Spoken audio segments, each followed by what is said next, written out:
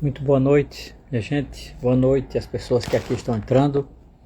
Muito boa noite. Muito boa noite às pessoas que aqui estão chegando.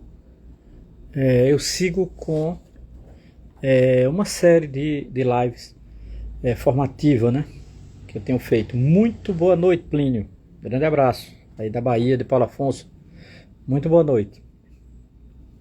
Sigo aqui com uma série de lives que eu tenho feito durante esse carnaval. Eu decidi esse ano não ir para carnaval. Não porque não gosto, eu gosto de carnaval, acho importante, acho uma festa maravilhosa. Mas esse ano decidi não ir, decidi fazer uma espécie de auto-retiro em casa. Nádia, boa noite. E fazer um auto-retiro em casa. E eu moro com 2 gatas e fiquei com as minhas gatas e minhas coisas, meus livros, as músicas e um pouco meditando esses dias, né? Um pouco pensando, né, mais fundo diante da realidade. E aí decidi fazer algumas lives à noite, principalmente, que eu acho que é um momento mais sossegado para todo mundo, né? Para quem não foi para carnaval, quem está em casa, quem está descansando, quem está meditando um pouco, eu acho sempre um horário melhor, né? Como dizia um amigo meu, a noite é o momento em que o tempo baixa a guarda, né? Um amigo meu da Paraíba dizia isso. A noite é o momento em que o tempo baixa a guarda. Então assim, a noite eu gosto da noite, eu trabalho de noite, eu sou professor e dou aula à noite. Então eu gosto muito da noite, né? E aí decidi, Anderson, boa noite a todos que estão chegando aqui. Eu decidi fazer algumas lives, né? Um pouco pensando, olha, eu venho pesquisando a memória da teologia da libertação na América Latina, venho pesquisando um pouco filosofia da religião, que é um tema que me interessa muito, né? Me interessa demais. Basicamente, minha vida foi pesquisar, né, o entorno da religião, né? Quando eu fiz a graduação em teologia, quando eu fiz o meu TCC de teologia foi sobre religião, o meu TCC de filosofia da graduação foi sobre religião, o meu mestrado foi sobre religião, doutorado sobre religião. Fechei um ciclo também, né? Mas nunca larguei, de certa forma, por conta de entender a relação entre religião e sociedade, entre religião e conhecimento. E principalmente num país como o Brasil e num continente como o nosso, que é o continente latino-americano, né? Então, nesse sentido, eu decidi estudar alguns temas, não é, vinculados a temática da religião, pensamento latino-americano, e esses dias eu voltei, a ler de novo. Eu havia lido em 1988 esse livro, Fidel e a Religião, de Frei Betto. Eu acompanho a vida e obra de Frei Betto há muito tempo, desde que eu fiz meu curso de teologia. Eu sou uma pessoa que admiro muito Frei Betto, né? Coincidentemente, hoje de manhã, no DCM, Diário Centro do Mundo, ele esteve no DCM hoje, né? Porque Frei Betto está numa grande defesa de Cuba, né? Ele esteve em Cuba, ele sabe da real situação de Cuba, ele tem contatos com o governo cubano, né? Ele é uma figura que sempre teve uma identidade histórica com Cuba, né? E, obviamente, essa identidade histórica com Cuba faz com que Frei Betto sempre esteja de prontidão e em solidariedade ao povo cubano. Eu acho isso muito importante. Ele é muito conhecido e querido em Cuba. Eu estive em Cuba em 1999 e percebi o quão Frei Betto é querido em Cuba, né? Principalmente na época entre os estudantes, a intelectualidade, né? Eu passei 10 dias em Cuba e foi muito importante, né, para ver isso. Agora, veja, apresentar, comentar e discutir essa obra, que foi, olha, vocês não imaginam, essa obra, ela é de 1985. Esse livro, Fidel e a Religião, é de 1985. Vocês, os mais jovens aqui, talvez não imaginem o que foi essa obra em 1985. À época, eu estava ainda na cidade de Garanhuns, terminando o 3º ano, chamado 3º colegial, e me preparando para morar no Recife. Eu era seminarista da Diocese de Garanhuns e ia fazer o 1º ano de teologia em 1986, né? E em 1985, Frei Betto lança esse livro. Esse livro foi uma verdadeira febre né? Ele não foi lançado por uma editora católica, não é? Ele virou uma verdadeira febre em 1985. Plínio, tem uma publicação atual, acho que da Companhia das Letras, porque esse livro já passou por 4 editoras, se eu não me engano. 4 editoras. Eu tenho 2 versões, né? A primeira e essa que eu estou aqui é do Círculo do Livro. Essa edição aqui é do Círculo do Livro. Eu gosto muito porque ela é capa dura, brochura e tal. Aí eu gosto muito. Mas eu tenho a primeira edição da editora Record, se não me engano. Veja, quando essa obra foi lançada, ela foi uma verdadeira febre. Primeiro porque eu acho que Frei Beto acertou o ano de lançamento dessa obra. Veja, para os mais jovens, eu repito, né, para os mais jovens, talvez o clima não seja recuperável, né, só para quem estava lá e viu. O ano de 1985, minha gente, era um ano em que o Brasil estava terminando uma ditadura, né? Veja, a ditadura oficialmente havia acabado em 84, 85 estava nessa transição, não houve uma derrota em 84 muito cruel, que foi as diretas já, então nós ainda não podíamos votar para presidente, só iríamos votar para presidente em 89. 85 a eleição foi indireta e foi eleito Tancredo Neves, que acabou morrendo, e Sarney assumindo. Então havia um período de transição, era um período de transição. Os militares, um setor mais recrudescente, mais autoritário, chamado linha dura, queria dar um outro golpe.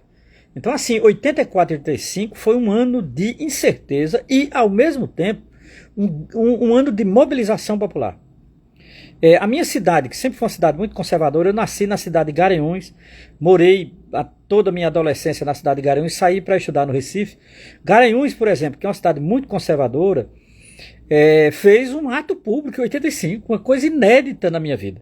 Não é? Eu era adolescente ainda, estava me aproximando da esquerda, eu era seminarista da Diocese de Garanhuns, e eu fui para um ato lá, organizado por um grupo pequeno que tinha criado o PT lá em Garanhuns, e que eram meus amigos, sabe?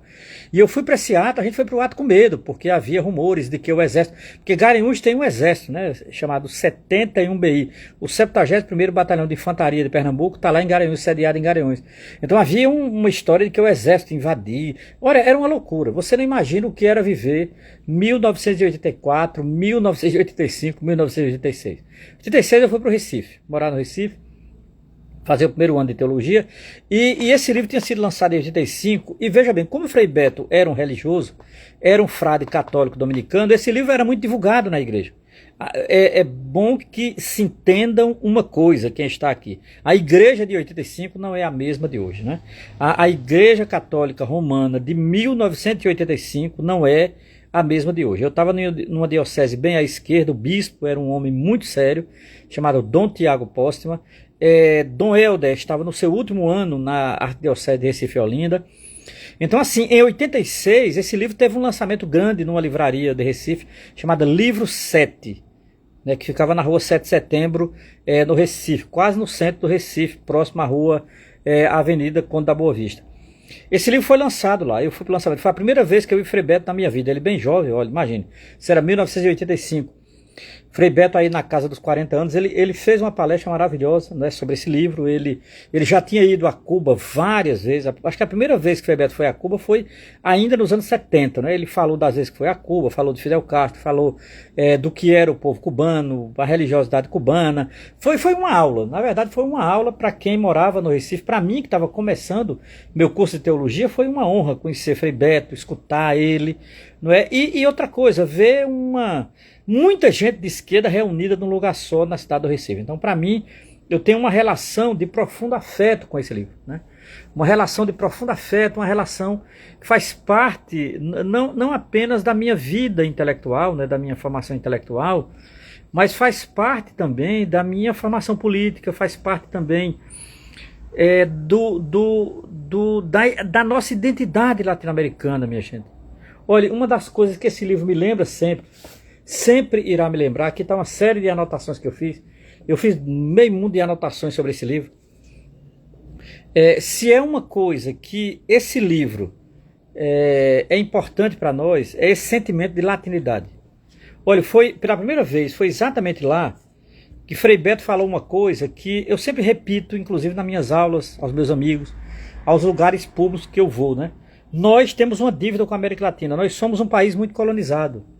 Nós somos um país, repito, o Brasil é um país muito, muito colonizado. O Brasil é um país marcado por uma herança colonial brutal, brutal. Nós somos colonizados por conta de Portugal, Espanha, Inglaterra. Nós somos colonizados pelo tipo e o tempo longo de escravidão que tivemos.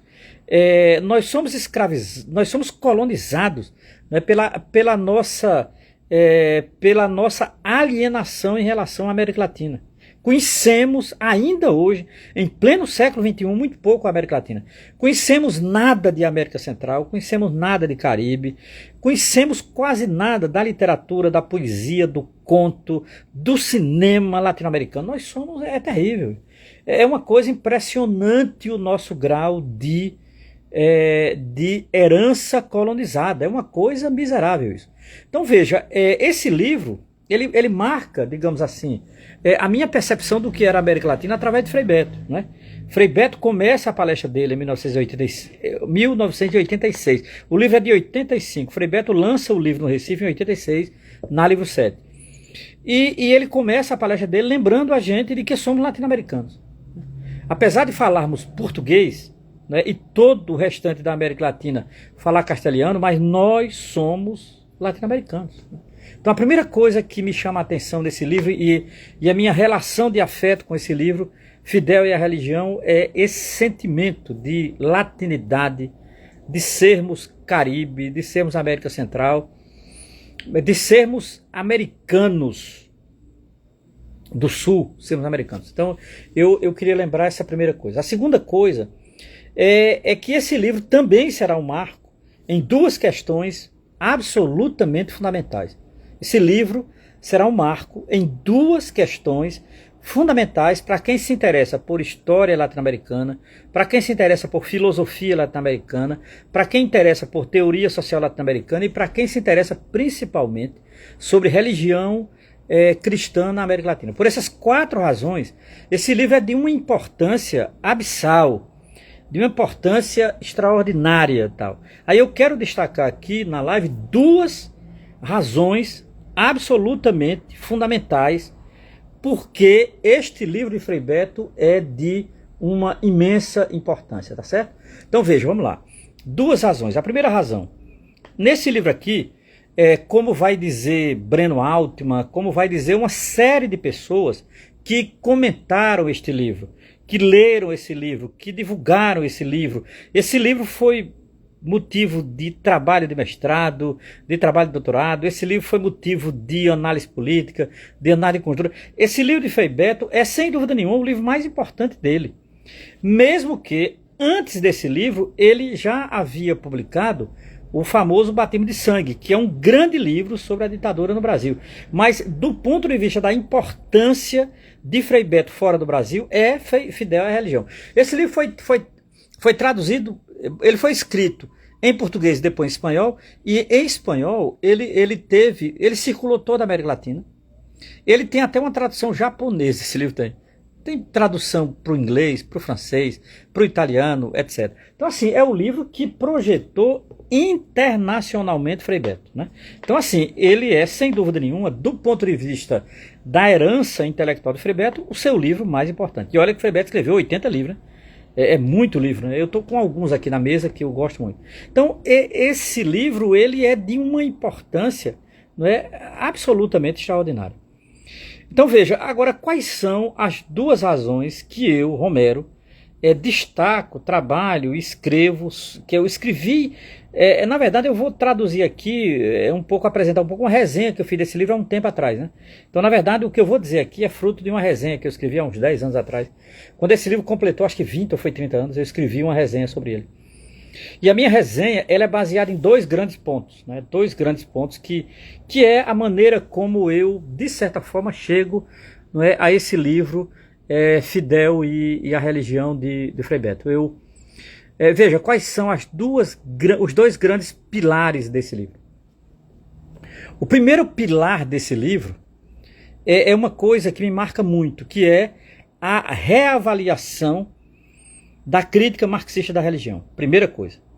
Veja, eu vou repetir o título, porque é o título do meu texto, inclusive, sobre Fidel e a religião. A reavaliação da crítica marxista da religião. Esse é o primeiro pilar deste livro, né? Primeira coisa. E a segunda coisa é o papel da teologia da libertação nos processos de transformação na América Latina. Então eu diria que esse livro tem dois pilares seguros, dois pilares que sustentam, não é, este livro, digamos assim, sustentam intelectualmente esse livro, sustentam esse livro de maneira, eu diria, arraigada, de maneira profunda. São dois pilares. O primeiro pilar, que eu vou comentar aqui em alguns minutos, é a reavaliação da crítica marxista da religião, primeira coisa. E a segunda coisa é o papel da teologia da libertação nos processos de transformação na América Latina. Então, se eu pudesse resumir esse livro, veja, esse livro é uma longa entrevista que Frei Beto fez em torno de 23 horas com Fidel. E olha que Fidel Castro falava muito, né? Fidel Castro não era brincadeira, né? Então, esse livro, ele é o resultado de 23 horas de entrevista, claro, de maneira intermitente, de uma entrevista longa com Fidel Castro. Então, esse livro é uma longa entrevista, tá certo? É uma longa entrevista.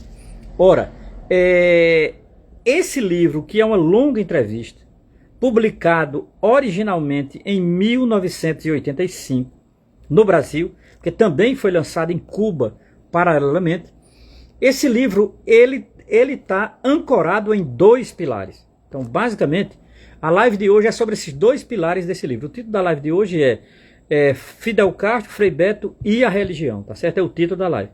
E, obviamente, o objeto central da live é o livro Fidel e a Religião, de Frei Beto, publicado originalmente em 1985. E, como eu disse antes, o livro mais importante de Frei Beto na história de 80 livros dele, porque é o livro que o projetou internacionalmente. Esse livro, ele tem dois pilares absolutamente fundamentais. São os dois, digamos assim, as duas ideias força do livro. O livro tem duas grandes ideias força e é desenvolvido, né, nas perguntas de Frei Beto e nas respostas de Fidel Castro. Veja, o primeiro pilar é uma reavaliação da crítica marxista da religião, ponto. E o segundo pilar é o papel histórico da teologia da libertação nas transformações da América Latina, em particular nos anos 70 e 80. Pronto. Pronto. Basicamente a live, para quem chegou agora, vai ser esses dois movimentos, o que eu chamo de dois pilares do livro Fidel e a Religião, de Frei Beto. Tranquilo? Ponto. É isso. Vamos lá. Então veja, esse livro ele é um livro que tem uma prosa relativamente fácil. Por quê? Porque ele é uma entrevista. Frei Beto fez uma coisa que foi muito boa, pedagogicamente falando. O que é que Frei Beto fez? Ele manteve o tom oral na escrita. Isso é muito bom, isso é uma jogada boa, porque nesse sentido qualquer pessoa compreende esse livro. Claro que tem alguns termos, algumas afirmações de Fidel que requer uma contextualização, não é? Fidel, veja, 84, 85, Fidel Castro já era um homem preparado intelectualmente, já conhecia boa parte do marxismo, a história do socialismo. Então, assim, veja, Fidel foi um grande pensador do continente latino-americano, né? Então, Fidel era muito inteligente, faz uma falta enorme nesse continente, né? Um homem, além de muito inteligente, muito corajoso, né? Então, Fidel Castro, obviamente, ele tem uma linguagem um tanto erudita, preparada, não é uma linguagem banal, mas Frei Beto usou um recurso que foi maravilhoso. Que foi qual recurso? Que foi manter o tom prosaico, mesmo nos argumentos um pouco mais difíceis, nas respostas de Fidel Castro. Porque o livro é um livro de entrevistas, é uma longa entrevista com Fidel Castro, em que a única coisa que costura o tema é o tema da religião. Pronto. Feito essa introdução, feito essa, digamos assim, esse anteparo, né, a importância do livro, como ele projetou Frei Beto internacionalmente, o estilo do livro, que é uma coisa genial de Frei Beto, que foi ele manter o tom prosaico, mesmo em a afirmação erudita de Fidel Castro. Significa dizer, o Frei Beto, ele dosou muito bem a relação entre erudição, que é uma coisa que Fidel Castro tinha muito, com um tom prosaico. Significa dizer, o livro não é um livro impenetrável, não é um livro que ninguém poderia ler, só quem é preparado no marxismo, tal, de maneira nenhuma. É um livro para a maioria das pessoas. Isso eu acho extraordinário na escrita e na forma como Frei Beto procura comunicar-se com as pessoas. Isso eu acho muito importante.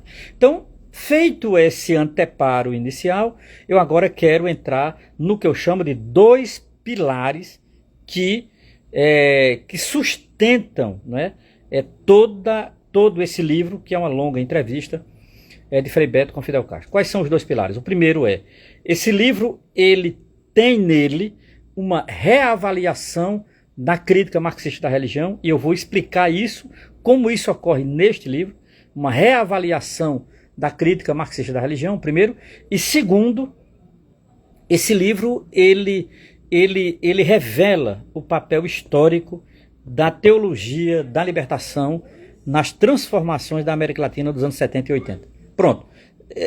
Aqui está o andaime desse livro. Esse livro está armado nesses 2 pilares. Vamos lá, o primeiro pilar. Como é sabido por qualquer pessoa que se aproxima do marxismo, em particular das obras de Marx, e em particular um texto, um opúsculo de 1843. Em 1843, Marx estava em pleno vapor com os seus estudos sobre Hegel, não é? Como devem saber aqui, eu não vou poder abrir esse link aqui, abrir esse parêntese que seria muito longo, não é, que a presença histórica da obra hegeliana na vida e obra de Marx é incontornável. Hegel vai estar até o fim da vida de Marx. Marx tem imensa admiração por Hegel, seu patrício, apesar de ter críticas ao modelo e método idealista hegeliano. É óbvio, Marx não era um idealista, mas mesmo assim, como ele mesmo diz numa frase que eu acho absolutamente extraordinária, que está na introdução à crítica, está na introdução da crítica da economia política de 1859, Marx diz o seguinte: era preciso tirar do invólucro místico, que era o pensamento hegeliano, o seu caroço racional. Então era preciso tirar o caroço racional de um invólucro místico. Na verdade, Marx está explicando o que é o sistema hegeliano, o que se salva do sistema hegeliano, o que Marx chama de caroço racional. Marx, em 1843, era ainda o famoso jovem Marx. Em 1843, ele resolve escrever uma pequena introdução a uns estudos que ele já havia terminado sobre um capítulo da filosofia do direito de Hegel. Veja, repare, isso em 1843, Marx tinha quase 30 anos, ele havia feito um estudo sobre a filosofia do direito de Hegel, que é dividido em 3 partes, e ele havia separado a terceira parte, que é sobre o Estado, a terceira parte sobre o Estado, e ele havia feito uma série de anotações sobre o Estado em Hegel, e ele ia escrever um livro com o nome de Crítica da Filosofia do Direito de Hegel. Só que antes de escrever este livro, Marx fez uma introdução. É essa introdução que me interessa aqui, eu vou dizer por quê. Essa introdução é de 1843 e é nessa introdução que pela primeira vez Marx vai ser explícito sobre a religião. Explícito, direto, tal, entendeu? 1843. E é nessa introdução intitulada Introdução à Crítica da Filosofia do Direito de Hegel, né? Ela tem várias versões no Brasil. Eu uso uma tradução da editora Boitempo e uma tradução da editora Expressão Popular, que tem uma apresentação do professor Ivo Toné. É uma edição bem pequenininha, né, da editora Expressão Popular. É uma das melhores que eu gosto, e da Boitempo. São as 2 edições que eu utilizo nos meus estudos, né? Então veja, não é anterior aos manuscritos, Anderson, anterior aos manuscritos. O manuscrito é de 44. Essa edição do texto de Marx sobre Hegel é de 1843. Então, nesse texto, Marx vai fazer aquela famosa afirmação: a religião é o ópio do povo. Veja, essa frase, ela foi uma frase que é impressionante, primeiro pela feitura dela. Essa frase correu o mundo, porque ela é uma frase muito bem feita, muito bem dita, e é uma frase muito sintética, né, minha gente? Veja, a frase é simplesmente isso. A religião é o ópio do povo. A religião é o ópio do povo. Veja, esse texto, só que essa frase, ela é uma frase conclusiva de um longo parágrafo. Eu não estou com ele aqui na mão e também não tenho essa capacidade de decorar. Mas eu tenho certeza absoluta, porque trabalhei várias vezes com esse texto, essa frase, ela é conclusiva de um parágrafo maior, né? Veja, Marx, na verdade, nesse texto aqui, os primeiros parágrafos desse texto é um debate com a religião. Por quê? Porque Marx está fazendo uma crítica a Hegel muito influenciado pela leitura de uma obra que ele tinha lido 2 anos antes, intitulada A Essência do Cristianismo, não é, do filósofo alemão Ludwig Feuerbach. Então veja, Marx está armado com a crítica feuerbachiana da religião, não é, e consequentemente se defrontando com Hegel. Ora, nesse sentido, Marx começa dizendo: a crítica da religião na Alemanha foi completada por quem? Por Feuerbach. Só que Marx não vai completar o que já está completo, obviamente seria uma contradição. Marx vai desdobrar o que já estava completo, né? Para Marx, a crítica de Feuerbach à religião tinha, digamos assim, Feuerbach tinha levado ao ponto mais alto a crítica do cristianismo na Alemanha. Ponto. Isso é uma tese de Marx. Eu, pessoalmente, concordo com ele integralmente. Eu diria que de Lutero a Feuerbach, a crítica do cristianismo, ela é um ponto central na história moderna alemã, né? E olha que eu não sou nenhum versado em história alemã, mas eu trabalho um pouco com filosofia alemã por conta de estudar Marx. Então, nesse sentido, veja, a crítica de Marx à religião, ela está dentro de uma tradição, né? Dentro de uma tradição que começa, obviamente, com Lutero, com Martinho Lutero, né? Muita gente esquece disso, eu acho que é importante. Marx não esquece. Inclusive, Marx vai citar Lutero nesse texto, né? Não citar de maneira elogiosa, mas ele cita criticamente Lutero exatamente nesse texto de 1843. Então, nesse sentido, Marx ele vai fazer algumas considerações a partir da religião, em que ele vai perceber que assim, a religião ela tem uma dimensão absolutamente contraditória, né? Veja, obviamente que a conclusão de Marx não era religioso, e eu jamais transformarei Marx no religioso, jamais. Eu acho que é injusto isso. Marx não era um religioso, Marx na verdade era um ateu, tranquilamente, Marx era um ateu, né? Isso para mim não é nenhum problema. Nenhum problema. Então assim, e ele na verdade, ele queria entender como funciona ideologicamente a religião. Só que tem um detalhe: como essa frase foi deslocada do texto como um todo, né, essa frase acabou virando meio que panfleto para todo marxista, principalmente depois da Segunda Internacional. Então assim, a religião é o ópio do povo, etc. Então significa dizer, religião é alienação, religião é atraso, religião... Então assim, religião é superada pela ciência, discurso que ainda hoje campeia nas redes digitais. Algumas afirmações eu até rio, eu não levo a sério, porque não dá para debater com quem não tem esse contexto, fica difícil, porque a pessoa toma a frase ao pé da letra, é como você debater com um fundamentalista cristão, você vai perder sempre. Porque como ele decorou a Bíblia, e ele vai sempre estar devolvendo frases feitas, né, de plantão para você. Então não adianta, você não consegue rebater um fundamentalista quando você entra no debate no mesmo campo dele. Mesma coisa acontece com um marxista minimamente primário, né, e principalmente numa postura dogmática com essa frase, sem contextualizar essa frase. Você perde tempo, não vai adiantar nada. Porque, veja bem, essa frase ela foi utilizada para, além de Marx, foi utilizada e abusada, né, tal.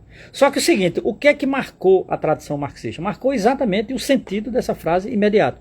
A religião é o ópio do povo. Veja, mesmo Engels, que vai tentar corrigir essa frase, Engels fará pesquisas históricas sobre o cristianismo, mesmo Rosa Luxemburgo, que vai escrever um texto sobre a igreja socialista, o socialismo das igrejas, mesmo Karl Kautsky, mesmo Gramsci, mesmo assim os marxistas não se convenceram. Veja, quem melhor interpreta essa frase, e eu gosto muito, sou muito fã da leitura dele, tenho um débito muito grande com a leitura dele, é Michel Louvi. Michel Louvi tem, em vários momentos, Michel Louvi se refere a essa frase. E Michel Louvi, ele deu um curso, inclusive, se você tiver interesse, Tá no site da Boitempo. Você coloca lá, Sociologia Marxista da Religião, Michel Louvi, pronto. Vai aparecer um curso que ele deu, trabalhando alguns marxistas. E a primeira aula que ele dá já é procurando entender exatamente essa frase, a religião é o ópio do povo. Mas isso não impediu que uma poderosa tradição marxista, inclusive na antiga União Soviética tal, e no leste europeu como um todo, entendesse a religião como ópio do povo, e religião tinha que ser eliminada, a religião ia acabar, porque a ciência ia superar a religião. Esse discurso um tantinho, não é, iluminista e equivocado. Ora, vamos ser sinceros, essa leitura ela chegou na América Latina. Essa leitura chegou na América Latina, só que na América Latina o impacto é muito mais violento. Por quê? Porque a América Latina é um continente muito marcado pela religião e em particular pela religião cristã. Fazer o quê? Veja, é uma questão histórica, não depende da minha vontade, não depende da vontade dos marxistas da Segunda Internacional, não depende dos marxistas do antigo socialismo real, não depende. Né? Essa frase ela condicionou muito os partidos comunistas nas Américas. Né? Só que a realidade dizia outra coisa. A realidade dizia outra coisa. Por isso que eu uso a palavra reavaliação da crítica marxista da religião. Por isso que eu uso antes no meu texto reavaliação. Né? Então, esse livro de Frei Beto, com Fidel Castro, é uma reavaliação dessa maneira com que foi lida na América Latina a crítica marxista da religião. Ponto. Isso para mim é fundamental. Se você entende isso, veja, eu até diria que quem primeiro leu e obviamente não concordou com essa frase de Marx não foi Frei Beto, não foi Fidel Castro, foi uma figura extraordinária, um homem da América Latina, uma das figuras mais importantes do pensamento social latino-americano. É um senhor chamado José Carlos Mariátegui. Esse eu sou fã. Eu sou fã incondicional. Este senhor, chamado José Carlos Mariátegui, ele tem um livro chamado 7 Ensaios de Interpretação da Realidade Peruana. Neste livro, há um capítulo intitulado A Questão Religiosa. É o primeiro a discordar frontalmente de Marx, na sua concepção de religião, fazer um debate com a religião incaica, não é? E mostrar, porque no fundo é isso que o grande Mariátegui quer demonstrar, Mariátegui quer demonstrar, que religião na América Latina não necessariamente é sinônimo de alienação, de maneira nenhuma. Religião é uma nervura que está na própria realidade. Né? A forma como as tradições indígenas ligavam-se com o sagrado é umbilicalmente orgânico, não tem nada a ver com alienação. Nada a ver com alienação. Veja, uma leitura tipicamente europeia, de forte pendor iluminista, não pode necessariamente invalidar práticas concretas e históricas de religiosidade na América Latina. Pô. Isso não faz o menor sentido. Isso é uma leitura ingênua. Por isso que eu acho que eu não sou contra o ateísmo, muito pelo contrário, eu acho que o ateísmo e os ateus têm um papel importante em qualquer Estado democrático de direito no nosso continente. Agora, transformar o ateísmo em outra forma de religião é um erro primário, que eu vejo aqui nessas redes digitais, que passa a ser uma coisa para mim bizonha, né? Porque de tão primário que porque é aquelas afirmações baseadas em clichês. Eu não posso fazer nada. É muito difícil combater clichê, né? Clichê, por natureza, é superficial. Olha, o clichê terá sempre a profundidade de um pires. Todo clichê tem a profundidade de um pires. Então, não é? Então eu vejo muitas vezes nessas redes assim, as pessoas arfando nesse ateísmo, esses argumentos, não é, científico e tal. Paciência, é ainda a nossa herança eurocêntrica, de pendor iluminista, tentando aplicar a uma realidade que não cabe. Por isso que essas pessoas dialogam muito pouco, né, com grande parte da população brasileira e latino-americana. Pronto, fecha parênteses. A reavaliação da crítica marxista da religião, ela inicialmente, se eu fosse fazer o histórico, veja bem, se eu, Romero, fosse fazer um breve histórico da reavaliação da crítica marxista da religião no continente latino-americano, eu começaria com este senhor, mais precisamente em 1927, chamado José Carlos Mariátegui, peruano da gema, um grande peruano. um grande peruano, né? Peru é uma terra de grandes intelectuais, não sei se sabe, né? O problema é que nós conhecemos pouco o Peru, né? Agora, em março, eu vou dar um curso na cidade do Recife sobre o pensamento latino-americano, uma introdução à filosofia latino-americana, né? E eu vou trabalhar com um peruano, um grande intelectual peruano de morte precoce, chamado Augusto Salazar Bondy. Esse cara é muito importante, né? Então, assim, lendo Salazar Bondy, eu entendi o quão é importante a tradição intelectual peruana, tá certo? E sem dúvida nenhuma, o Peru tem três grandes intelectuais que marcam, inclusive, a minha formação.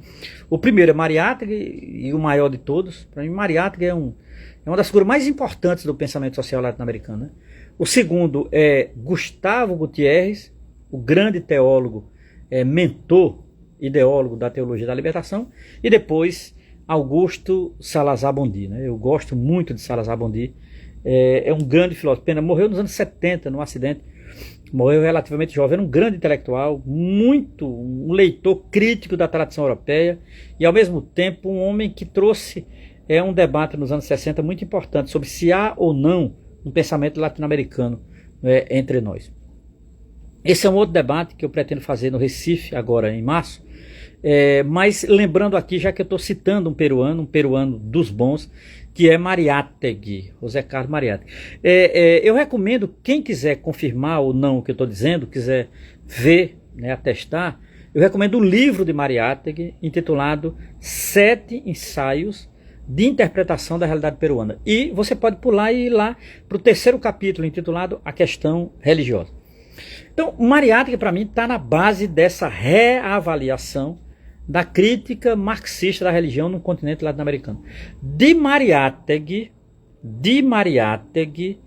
a Henrique Dussel, chegando a Frei Beto, você vai ter toda uma tradição. Veja, eu estou citando aqui Mariátegui, Henrique Dussel e Frei Beto. Por que eu estou citando esses três intelectuais latino-americanos? Porque, para mim, eles são os mais importantes nisso que eu defino como reavaliação da crítica marxista da religião no continente latino-americano. Pronto. Ora, eu pego por essa ordem. Primeiro Mariátegui, depois Dussel, depois Frei Beto. Esses três homens, com formação completamente diferente e com presença viva diferente no continente. Por exemplo, Frei Beto está vivo, o Dussel faleceu há alguns anos atrás e Mariátegui morreu em 1930.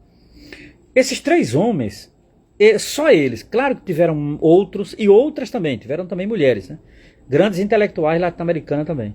Mas eu separo esses três homens porque eles focaram num ponto que me interessa muito.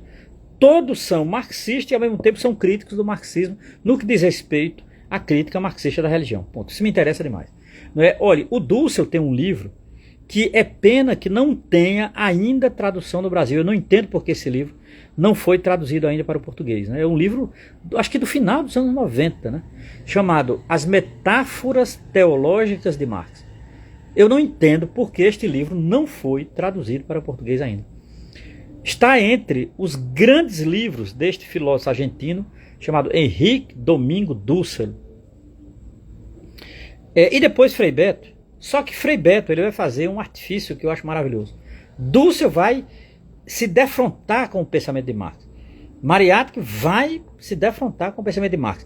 O que Frei Beto vai fazer não é se defrontar diretamente com o pensamento de Marx. Frei Beto fará um debate sobre o marxismo a partir de Fidel Castro. Ora, Frei Beto fará perguntas a Fidel. Frei Beto não vai corrigir Fidel. Frei Beto não vai rebater Fidel. Frei Beto vai fazer perguntas a ponto de o próprio Fidel Castro reavaliar a sua visão de religião no continente latino-americano. Ponto. Por isso que o primeiro pilar deste livro é a reavaliação da crítica marxista da religião a partir de Fidel Castro. Ponto. Esse é o primeiro pilar desse livro. Eu disse que esse livro tem 2 pilares e a live é sobre esses 2 pilares. As lives que eu faço duram no máximo 50 minutos, é o máximo que eu acho que as pessoas aguentam dessa conversa, né? Então veja, o primeiro pilar é esse, né? Como é que Fidel vai reavaliar? Aí você leia o texto, acho que ajuda muito. Fidel vai reavaliar a partir das mobilizações de religiosos na América Latina, ele vai perceber que o catolicismo na América Latina não é apenas reacionário, ele vai perceber que é possível, Fidel Castro vai perceber, mesmo ele sendo ateu, que é possível um cristão revolucionário. Eu acho isso, minha gente, fundamental. Veja, Fidel Castro não era cristão. Fidel Castro, obviamente, tem uma formação católica por conta de herança familiar, escola onde ele estudou em Cuba, mas Fidel não era um religioso. Fidel era um socialista, ateu, convicto. Só que veja bem, não é porque você é ateu que necessariamente todo mundo tem que ser porque você o é. Isso não. Fidel Castro não acreditava nisso e isso não faz o menor sentido. O interesse de Fidel não era se um sujeito era ou não religioso. O interesse de Fidel era o que tu farás pela revolução. Meu amigo, se você é cristão, tudo bem. Se você é ateu, tudo bem. Desde que você tenha uma posição revolucionária. Cara, eu acho isso uma sacada maravilhosa, né? Essa frase lembra um pouco, por favor, fazendo as devidas proporções históricas. Essa frase de Fidel lembra um pouco uma frase famosa de Mao Tse Tung, que está no seu livrinho vermelho. Mao Tse Tung, numa certa feita, ele disse para o pessoal do Partido Comunista Chinês o seguinte: não importa a cor do gato, importa que ele casse o rato. Isso é uma frase famosa de Mao Tse Tung. Não importa a cor do gato, importa que ele casse rato. No caso de Fidel, não importa se o sujeito é cristão ou ateu, importa a posição dele perante a revolução. Ponto. Essa foi a grande sacada de Fidel Castro e a sua reavaliação, né, da crítica marxista da religião. Agora, há uma segunda reavaliação dessa crítica, que eu diria que ela tem caráter propositivo. Tem caráter propositivo. Não é apenas criticar a leitura crítica do marxismo da religião, não é isso. Esse é um momento, que é um momento negativo, que é o primeiro pilar. O segundo pilar, ele tem dimensão propositiva. Naturalmente, nenhum cristão nasce revolucionário, né? Eu até diria que a propensão de um sujeito nascer cristão no continente latino-americano é ele ser reacionário. Né? É ser conservador, né? Há uma tendência conservadora da religião na América Latina. Agora, toda religião na América Latina é conservadora? Não. Esse foi o erro dos marxistas. E que Fidel Castro corrige esse erro. Ora, o que é que eu estou falando de propositivo? Meu amigo Marcelo Eck, exatamente isto que propunha Mao Tse Tung, que propunha Fidel Castro. A unidade está na luta. Não está na luta. Porque, veja bem, eu posso ser, sei lá, um ateu e estar do lado da direita, Marcelo. Veja, tem muito ateu de direita, por favor. Então, ser ateu não necessariamente significa ser revolucionário, né? Quem corrige isso é Terry Eagleton. Terry Eagleton tem um livro muito interessante, né, chamado Razão, Revolução e Deus. É um livro de Terry Eagleton, Razão, Revolução e Deus, em que ele diz que na Europa a maioria dos ateus são de direita, são neoliberais, inclusive. Então não é porque você é ateu que necessariamente é de esquerda. Não existe essa conexão necessária. Assim como também não existe a conexão de que ser religioso necessariamente é ser reacionário. Também não existe essa conexão. Porque o critério não é necessariamente o que você diz de si. O critério é onde seus pés estão enfiados. Aí é Frei Beto, né? O critério não é o que você diz de si. O critério é onde seus pés estão enfiados, né? Onde você se situa, né? Então isso é Frei Beto. Então veja, a segunda parte que é propositiva é a teologia da libertação, né? A teologia da libertação, ela não só é uma correção da crítica marxista da religião, como ela tem uma postura propositiva sobre o papel do cristianismo nas lutas de transformação na América Latina. Ponto. E aí, veja bem, aí Fidel deita e rola, porque naquele momento, veja, o livro é de 85, as entrevistas começam ali entre 83 e 84, tal, por ali, né? São 23 horas de entrevista de maneira intermitente. Fidel já havia lido Leonardo Boff, Fidel já havia lido Gustavo Gutierrez, Fidel já havia lido João Sobrino, ele cita aqui. Então, o Fidel Castro, ele já tinha uma certa formação e ele percebeu que essas pessoas, veja, Leonardo Boff na época era padre, João Sobrino era um padre que morava em El Salvador, Gustavo Gutierrez era um padre peruano. Então o Fidel Castro estava lendo padre. Fidel Castro, ateu, revolucionário, estava lendo padre nesse período.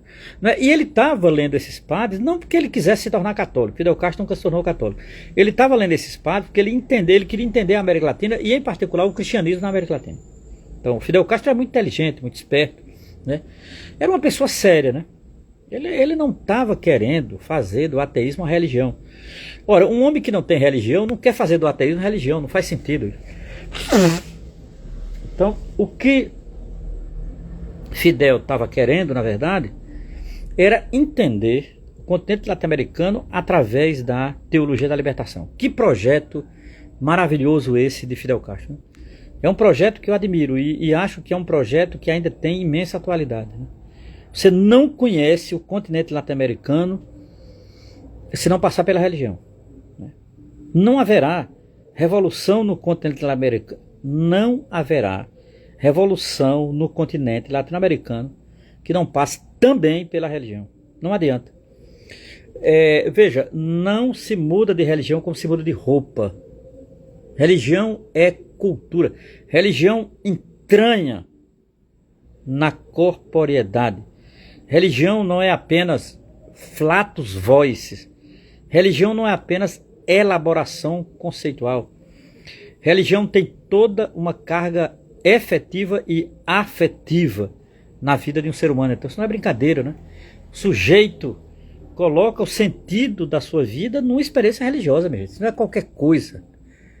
Isso é muita coisa. Isso pode ser tudo na vida de um ser humano, um homem e uma mulher, num continente como o nosso, chamado América Latina. Então, nesse sentido, Fidel percebe isso, e ele percebe que nesses laços afetivos religiosos, nós podemos encontrar uma veia revolucionária. Pronto. Essa é a grande tese desse livro, que é o que eu chamo de segundo pilar deste livro, e que motiva, ainda hoje, não é, a leitura desse livro para quem tiver interesse. Né? Por isso que eu acho um livro extraordinário, falaria a noite inteira dele, porque tem imensa admiração. As primeiras páginas, logo no começo, na introdução, Frei Beto faz uma pequena introdução, intitulada Os Caminhos de um Encontro. É o primeiro capítulo, que aí é um texto de Frei Beto, que é um texto que ficou como introdução. Esse texto, Frei Beto faz um contexto maravilhoso da América Latina. Na época, Frei Beto, como hoje ainda, né, ele conhece muito a América Latina. Frei Beto conhecia a América Central, conhecia o Caribe, conhecia a América Latina. Então, ele faz um painel de como estava, ali nos anos 80, não é, a América Latina e, em particular, não é, a teologia da libertação. Livro excelente, né, recomendo. Faz parte da memória da América Latina. Frei Beto é uma pessoa muito sensível à memória, é uma das coisas que eu mais admiro em Frei Beto. Né? Eu até acho o seguinte, todo ser humano que trabalha com educação popular é sensível à memória, é o caso de Frei Beto. Frei Beto sempre se colocou na condição de um educador popular. Todo educador popular sabe valorizar a memória, todo educador popular sabe o lugar incontornável da memória para um projeto de transformação social. Educação popular é projeto histórico, não é apenas transmissão de conhecimento como se faz nas escolas formais ou nas universidades. É isso. Agradeço demais a todos e todas que estiveram aqui. Não é? Esses dias, desde sexta-feira, eu estou numa espécie de auto-retiro na minha casa e decidi não ir para o carnaval. Não tinha nada contra carnaval, muito pelo contrário. Gosto demais de carnaval, em particular do carnaval de Recife e Olinda, mas esse ano não dava, não era possível e também não havia disposição para isso. Resolvi ficar em casa e estudar um pouco mais, arrumar minhas coisas, arrumar algumas ideias, fazer alguma meditação e fazer essas lives por aqui, tá bom? Foi isso. Agradeço demais a presença de todas as pessoas que por aqui estiveram. Desejo uma boa noite e um bom restante de carnaval. Grande abraço, minha gente. Muito boa noite. Valeu, minha gente. Valeu, Plínio. Valeu, Marcelo. Grande abraço. Bom revê-los por aqui. Valeu, Padre Hilton. Grande abraço.